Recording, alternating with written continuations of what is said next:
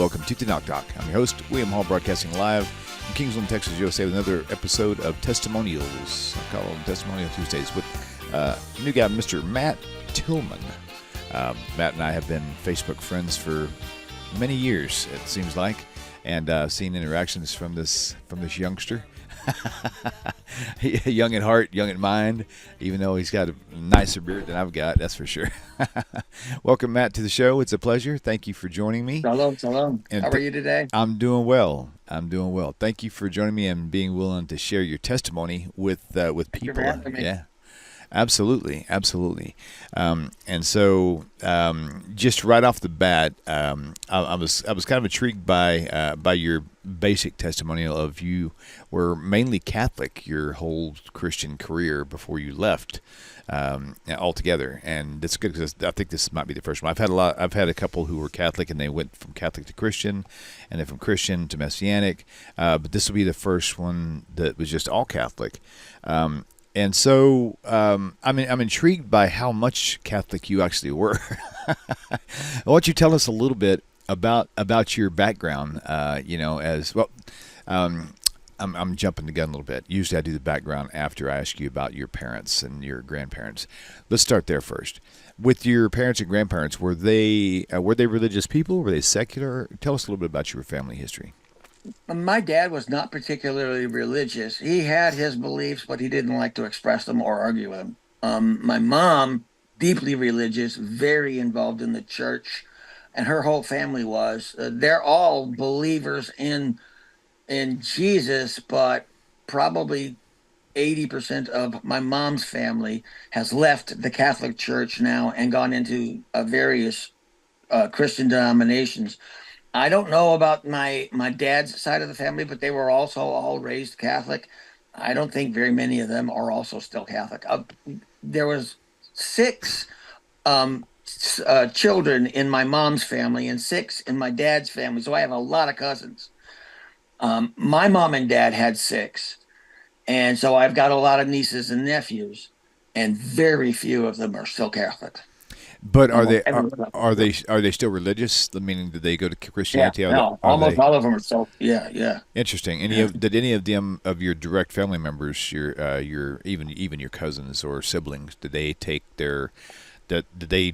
preaching to their liking at all, or did they just kind of like live? I have a allegedly got an uncle on one of the my dad's side of the family, I think, who was a brother in the Catholic Church. I don't know if any of the people that left the church to join other religions became pastors, but my mom's brother is very, very vocal in his beliefs. Gotcha. Yeah. Right. So tell me. Missionary kind of. Oh, right. He's a guy that go knocking on doors to invite people in. So he's okay. Gotcha. He's almost a street preacher type of a guy. I gotcha. Okay. So, now tell me just about your upbringing. Let's go with that. With you as you're living at home with your mom and dad. What was that like as a child? And your dad was a Marine. And your school, of course. Okay, yeah. Dad was a Marine, so he was not home most of the time. But when he was home, he was very involved with us. I mean, we fished and we went swimming, with boating and sailing and stuff. So I remember my dad fondly, but I don't remember spending a lot of time with him because it was hardly ever around. I spent a lot of time in the church. Or in what they called CCD, which is Catholic Catechism or indoctrinations, like elementary school for Christians. We went to CCD every week, like Bible school every week, even during the summer. There's no vacation Bible school. It was an expression that was unheard of to me because you went every week, rain or shine anyway. Right.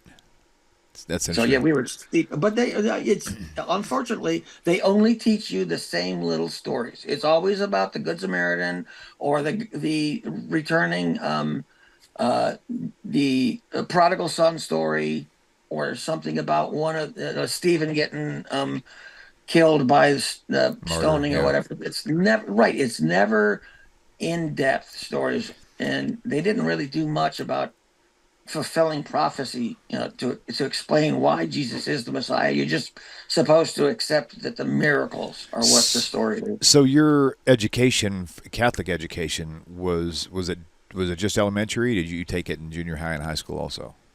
All the way through, all 12 years. Okay. Even when I was a senior, yeah, I was really getting fed up by then. But By the I time, started. Go ahead. so when you were in high school, then did you at least by then did they start to get more detailed in their stories, or was it still sort of the same routine over and over again? It's kind of both. They hit the same old questions, but if or the same old topics. But if you have questions, they'll try to answer them. Unfortunately, they don't really have good answers. You're supposed to accept the stories that they tell you. Like the Jews were concealing information, or the rabbis knew it, but they didn't want everybody to find out that they were going to lose temporal power. And I just suddenly lost, I'm not suddenly, slowly, I slowly lost faith in their ability to tell the story honestly.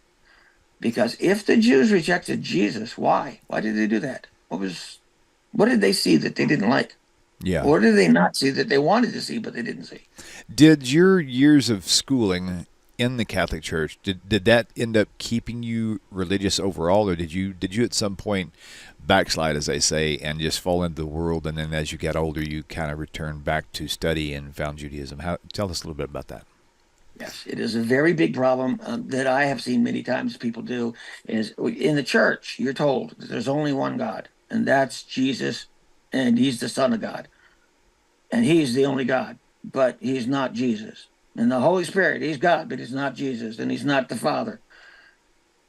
But I grew up believing there is a God. And when I figured out that Jesus isn't God, I lost an image of what God is because he's the only God, only he's not God. So how Yeah. do you reconcile that? So I went at first with, okay, if there is no God, then the world is meaningless. It is just random, and there is no point to it. The only point in life without God is to not die, because this is all you get. I thought that was a little bit too vacuous of an Yeah. existence. So I decided I have to believe in God. There has to be a God for me. Otherwise, this is all just random. How old were you? And realistically, How go old were ahead. you when this process was taking place? Uh, 20, Okay. 21, Okay. right in Got it. there. Yeah. Yeah. I left the Catholic Church as soon as I got out of the house. 3 days after I graduated from high school, I was in Lackland. Oh wow. And I didn't go to a Catholic church after that. I'm out of the church as soon as I left the house. And it was the first opportunity that I had to ask a Jew, why did the Jews reject Jesus? Nice. Because I didn't have access to any Jews. So as soon as I had a Jew that I could ask, he didn't answer my question. He answered the question with a question. That's a Jew for you. That's what they do. Yeah. So the first rabbi that I talked to about it um, was at a school that I wasn't going to be at for very long. I was in the military, and I'm only going to be there for 2 or 3 weeks or a month learning my trade, and then I got to go to another job. So I was kind of like tangential to that group. But my first duty station was in Alaska, and I met a rabbi there, and I went to church. I went to his um, uh, chapel for Friday services almost the entire 2 years that I was there. And he gave me a copy of a book that I still have called You Take Jesus, I'll Take God. I've read it so many times Ah. the thing's falling apart. Okay. When This is what uh, broke me of believing in Jesus. I got This is I got a little distracted when you said chapel because I was like, wait, isn't that a Christian term? And yeah, this it's is a terminology. Yeah, it's a Jew there's things that you grow up Jew in a with in chapel. the church Okay. and you don't realize it. So what was the question that he asked you? You said that you asked him the question and he answered it with a question. What was the answer he gave you? The question. Do The you remember? question, why would they have accepted him as the Messiah? He didn't do anything they were expecting him to do. Well, what the question for that is, what were you expecting him to do? What do you Nice. expect the Messiah to do? And it turns Nice. out they have priorities. They That's they great. want to see this and this and this. And it turns out the being born of David isn't that important. It's just that the guy who does all this stuff, it turns out he will have been in the lineage. It's just you don't follow the family tree. The guy shows up, he does the job, and you find out he is the legitimate heir. Hmm. That's how that works. Do me a favor, hold that book up one more time and tell us the title again. You Take Jesus, I'll Take God by Samuel Levine. Very nice, thank you. I plan on getting a copy of that.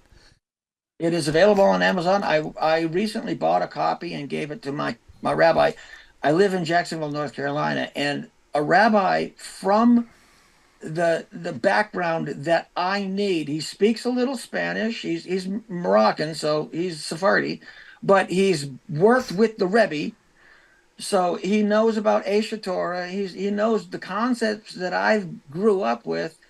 It's like God picked up a rabbi and put him in my hometown for me. Nice, nice.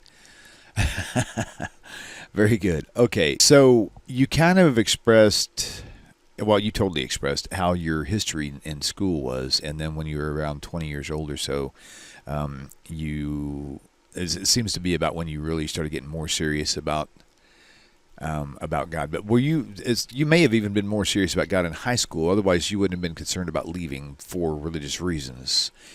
What age do you think you were when you were like, okay, I really want this relationship with God, but this information is wrong. What's going on here? And you really wanted to take it seriously. About how old were you then? Were you still in high school? My junior year of high school, I was 17. During the summer, I answered an ad in the newspaper for a Bible course, a Bible study quiz course. And it was a correspondence course, and I answered every question because I had read the Bible. I answered every question they had perfectly. The only errors were where the King James version of the Bible, which is what they were using, differs from the Catholic Bible, which is significant in many places. For example, the King James version doesn't have Ben Sirach in it. So when I answered a question that I found the answer to in Ben Sirach, they ignored it because it doesn't exist in their Bible. So I was 17, 18 when I really started looking deeper into the questions, and I started looking outside the Catholic Church. That Bible study course was not from the Catholics; it was from the Church of Christ, and it was a missionary tool. A little bit of an ego brush because all of their questions were really easy. Yeah. And they asked questions that Catholics don't worry about. Sure. Like Romans Road isn't an issue for Catholics. It isn't. If you're born Catholic, you're already going to go to heaven. So Yeah. why do Right. you need to worry about making a confession of faith? Accept it, part of the ceremonies in the church, and you're just supposed to do it on a certain date, whether you like it or not. So when did you start reading the Bible for yourself? Because I mean, Catholic Church, you really don't do that. You just trust what they say behind the pulpit. When did you start 15, 16? 15, 16. And Yeah, I read all the way through the Bible from Genesis all the way through. Gotcha. What was your favorite books to stay in?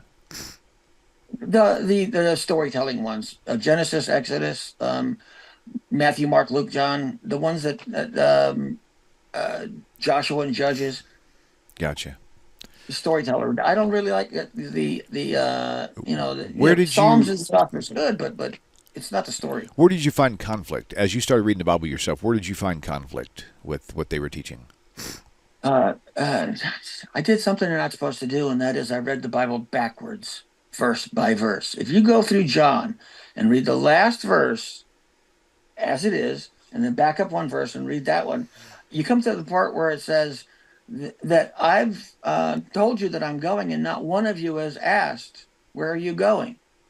And then you read back a little ways and you find out this is before that. It's all in the red letter edition. This is all one long story with just some changes of venue. It's all it is. And then you read backwards and someone says, we don't know where you're going. How can we know the way? And before that, we don't know where are you going? So they literally asked the question he said they didn't ask. And if you have a literal contradiction to that, like that, then either they're telling lies or they're ignoring something important. And neither one of them is good. So I had to say, I don't believe you. Gotcha. So as you studied further and you started looking at the prophets and prophecies, like you said, you talked to this rabbi who you became familiar with, and he began to share with you things that Jesus didn't do, or like what were you expecting? Verse wise, in the prophets, what would you say one of the first biggies was for you that made like a big aha moment for you that Jesus definitely wasn't the Messiah? The the the rabbi asked, "What was so important about Jesus?" Well, he died for your sins, and the rabbi says, "Why would we accept that Jesus would die for our sins when the Bible specifically says that God doesn't want the sinner to die, but that he should turn away from his sin, confess his sin, do that which is lawful and right, and live? What's dying for your sins got to do with anything?" Now, the same chapter says that the righteous man doesn't die for the sins of the wicked, nor does the Father die for the sins of the Son. So, Yeah. what benefit is it to me that Jesus died? He can't die for my sins, and God doesn't want me to die for my sins either. He wants me to amend my life. Okay, now the question is, what's God expecting of me? When do I convert? How do I convert? He says you don't have to convert. There's a Judaism allows for Jews to have a way of worshiping God, but also allows for non-Jews to have a way of Yes. worshiping the same God, because there is only one God. Right. So, okay, well then how do I, as a non-Jew, worship God? Now we have a subject that we can study. And that's how my path, that was in 1979. That was a long time ago. Wow. Have you ever, in your education years, had you noticed any miracles or stories of miracles that have happened that made you think, "Wow, this God Jesus thing is powerful"? Not Jesus, no, but in my real life. I married my wife when I got out of the military. Well, the last year I was in the military. And we were married for 25 years, 30 years, and then she got COVID and died. Oh man, And sorry it to hear was, that. yeah, and that was when I met the rabbi, right when I needed to know how to Oh plant my man, life. The wow. rabbi was in my life. And then I started seeing God was putting me in places right when I needed to be in that place. I was at the not nursing home, the funeral home, talking to them about paying for my wife's burial. And my sister called me and said she needed to talk to me. And I said, okay, well, I'm in Jacksonville, so where can I meet you? And she says, the Kettle. This is perfect because the funeral home is literally next door on the same block, next door to the Kettle Diner in Jacksonville. So I just walked like 20 feet out the door, turned right, and my sister, Jacksonville's not a big place, but for her to be right where I was, right when I needed her to be there, right to talk to me right then, and it was just there were so many instances like this where God is obviously working in my life right now. It's not like the lights all change and I'm allowed to cross the street so I can save the dog that's in the middle of the road. That kind of miracle does happen, but no, this was God orchestrating the universe to make my life easier today. And I started seeing that in a real way a lot. But that was only a couple of years ago. That was not for Christian. This is just God working in the real world in my life. Yeah. So let me back up a little bit. So when you left high school and you pretty much turned your back on Catholicism, would you have considered yourself just basically Christian since you're saying, okay, I can't be Catholic because I don't believe in that, but does that make me a Christian? Or using a term we know now that you didn't know back then, would you say back then you were more probably Noahide mentality, which is just a righteous non-Jew, rather than clinging to Christianity as opposed to Catholicism? I was an ex-Christian working toward becoming a Perfect. good non-Jew. Perfect. Gotcha. And when you met your wife, and I don't mean to bring up those hurtful years, but when you met your wife, that's the stage you were at. You were just an ex-Christian trying to figure it out. Yeah. By that time, I had already because I was in the military for like almost 10 years when I met my wife, and I had already settled on I'm a righteous Gentile. I don't like to say I'm a righteous Gentile because that implies that I'm righteous, or I think I am. Sure. But righteousness is different from what it is in Christianity. Sure. In Judaism, righteousness is just being on the path to do right Yeah. things. I Right. can still make mistakes. Yep. I can really mess up wildly. But as long as I own up to my errors Yeah. try to correct them, ask for forgiveness, and try to make amends, and then not repeat them. I should be. That should be righteousness. That's That's right. what righteousness Yeah. is. That's right. Being righteous doesn't mean flawless. It just Right. means, like you said. I mean, I would like to compare righteousness to like life of my children in my household. They get in trouble, but we still have a great loving relationship because they make it good. They make it well. Sometimes I'll discipline them, sometimes whatever. But at the end of the day, I would never leave my children behind ever or reject them. Um, you know, Especially if they're if they're doing their best to walk a path that is satisfying to me and my wife. There's no way, it doesn't make any sense. So, sinning or not, or they're slipping up, even if they just violated a law, just flat out lied to me, or God forbid they stole something from me, I would still expect them to make it right. I wouldn't have to like sacrifice an animal for them. I would just need them to stop doing it, make it right, and let's get back with the love relationship.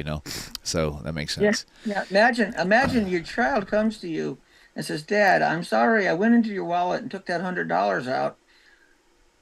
I don't have it to give it back to you, but I want you to forgive me, please. And I'll never do it again. I promise I never will." And you say to your child, no, that's not good enough. I want you to cut off your pinky finger and give it to me. Yeah, right. What's the pinky finger going to do you? Does that show That's that not you're going to really help. remorseful, that you're willing to bleed for him? No. Yeah, Yeah, I understand. It was a tough situation. Don't do it no more. But that $100 is not going to be a barrier between you and me as long as you keep your hands out of my wallet. I'll give you the hug. Yeah, I'll right. be glad to give you the hug. That's funny. Okay, so in all your searching, what would you say the final? I keep using this term, the final nail in the coffin of Jesus, because um, what was your final moment that you said, "That's it, I'm completely done"? And this might be even back in high school or right after you And left high it's school. And what it's was it? What verse was it that really just like nailed it in for you? It's in here. It's in the book. You take Jesus, I'll take God. In the book, in the front, it says that you're not supposed to hit this really, really hard because Christians don't like it much. But it says in Deuteronomy that if you have a question where between blood and blood, letter and letter, Yeah. stroke and stroke, plea and plea, then take It's your question to the. too difficult for the to be decided. You take it to the leaders of your, yeah. Yeah, this is I love. American Sign Language for yes. Yes, exactly right. You ask the rabbis, and whatever they Yep. tell you, that's your answer. Don't go Beautiful. left or right, and don't look for a second answer. If you get the answer to your question from a rabbi, that's it. That's the Yeah. answer. That's And right. once you get the answer, it is the answer. So now Gamaliel says Jesus is not the Messiah. I have to say, all right, that's settled. Right. Okay. So all of this happened. So did you ever end up having kids? No, my wife and I never did have kids. Gotcha. Gotcha. How did this life change happen or affect your loved ones, your siblings and your friends that you knew at the time? And we're all believers in God, but none of them followed me. They're all Christians of one flavor or another. Some of my siblings are still Catholic. Most of them are Baptist or some other derivative in the Catholic tradition. Everyone who is not a Catholic is a Protestant. Even Gotcha. if they were Greek Orthodox or whatever, they're all Protestant. Or Mormons, they're all Protestants Are you because close? they protested from the Catholic Church. Are you close with any of them? Yeah, I'm real close with my sister. Yeah. Oh, nice. That's good. That's good. How does she handle your faith difference? We have. Well, she understands that I still believe in God. She's sometimes looking at me like I'm sad for you because I'm not going to be going to hell. I mean, I'll be going to Yeah. heaven Right. because I'm not. I don't believe in Jesus, but I don't have to go through her say so whether I get into heaven or not. That decision is made by God, Sure. Sure. and I trust God to be a true judge, a divine judge, a merciful God. He'll understand if I made a mistake. If I thought I was doing the right thing, I may be vindicated. I might be justified in doing the wrong thing, but for the right reason. But if I did the wrong thing for the right reason and was wrong, I should have corrected it, but I was never made aware of it. If I didn't correct it, then I bought that. That's on me. Mm. But if I made the right decision for the wrong reason, It isn't that I'm going to go to hell forever for making a mistake. I have an opportunity to get that expunged from the record. Yes, being expunged from the record may be unpleasant, and that is what purgatory or Gehenna is like. It's the dross, the bad things in my soul being burned away so that what's left is pure Yeah. and refined. And And that is that's what the key. It's not for punishment. It's for refinement. right. You know. So What's nice about Judaism is they don't worry about heaven and hell. They're worried about making this world better. yeah. Tikkun olam, that's what you want to do, Right. is you want to make your life better.